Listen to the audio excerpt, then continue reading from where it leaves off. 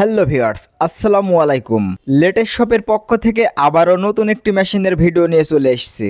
স্ক্রিনে যে মেশিনটি ফলো করছেন, মেশিনটির মডেল ইন্ডিয়ান গরুমার্কা টাটা 57। মেশিনটির প্রোডাকশন প্রতি ঘন্টায় 500 থেকে 550 কেজি। মেশিনটি দিয়ে এলোমেলো, শুকনা, ভেজা সব ধরনের ঘাসখড় কাটাতে পারবেন।